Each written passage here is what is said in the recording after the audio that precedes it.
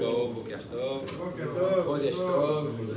Ça y est, on y est. Alors ce soir, minuit et demi, première slichot. Alors on va tenter quelque chose d'impossible. 3 minyanim, c'est impossible. Minuit et demi, 5h30 et 7h. Et hier je disais une histoire à mes enfants, Mamash c'est exactement le inyan. Très important, si vous pouvez prendre ça de lire une histoire aux enfants chaque soir, c'est extraordinaire. Et en plus ça rapporte. Alors l'histoire que je disais, je disais en introduction que c'était à l'époque le président Truman, quand il a été élu donc président des États-Unis, l'homme le plus important du monde on imagine. Donc il voulait préparer une intervention télévisée pour son intronisation. Il voulait faire un discours qui allait être retransmis dans tout le monde Misama, donc des centaines de millions de personnes. Et donc il choisissait le meilleur jour. C'était quoi le meilleur jour pour lui? Shabbat. Shabbat, vendredi soir. Vendredi soir, et on sait qu'il y a des millions de juifs, millions de nos frères aux États-Unis, etc. Donc très grand risque de Chilou, le Shabbat, etc.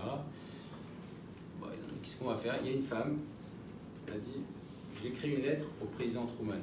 Elle a écrit une lettre, voilà, monsieur le président, je vous félicite pour votre élection, votre investiture, un très grand Mazal Tov, et je vous écris que, voilà, vous savez qu'il y a énormément de juifs aux États-Unis, nous sommes des citoyens, voilà, loyaux, etc. Et le Shabbat, c'est le jour le plus saint pour nous. Et Hachem, le roi du monde, nous a dit de ne pas utiliser l'électricité. On veut absolument suivre votre discours, etc. Et donc, voilà, je vous demande, s'il vous plaît, de reporter votre discours d'investiture. Eh bien, quelques jours après, il a fait une intervention Truman devant des millions de personnes. Il dit, pour raison personnelle, je repousse mon intervention au mardi. Et cette femme-là, elle a reçu une lettre quelques jours après, qui est encore chez son petit-fils, qui est un grand rave à Yerushalayim. Madame, grâce à vous, j'ai reporté mon discours d'investiture au mardi. Donc, et de là, ils disent, dans ce livre-là, ils disent « Impossible n'est pas juif ».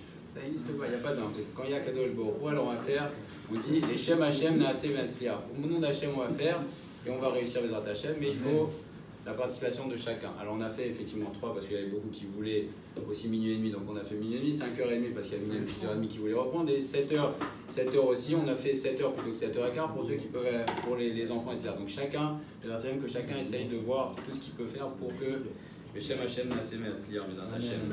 Alors juste pour la halakha, rapidement. Donc on sait que ce sont les slichot et voilà, c'est une halakha, c'est pas une halakha technique, c'est marqué dans le Sefer Hayom. Chez Berosh Chodesh Elul, Sarir Kol Adam Leorer El Libo Les Pashpesh Uchapez Measav.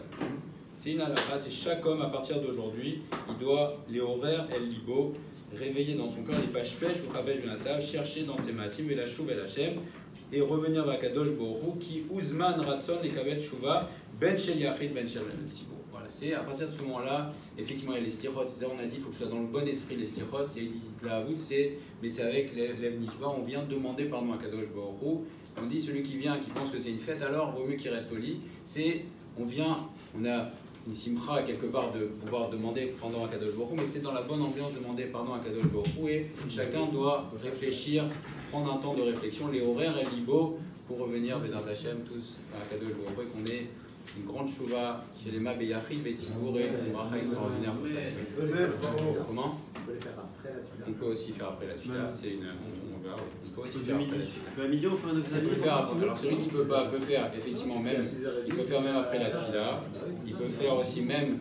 Celui qui ne peut pas techniquement, il peut même faire avant Mincha, etc. Donc il y a beaucoup de possibilités et chacun est méot rachopran à dire que ça n'entraîne aucun. Bidul Torah B'ezrat Hashem, c'est méot.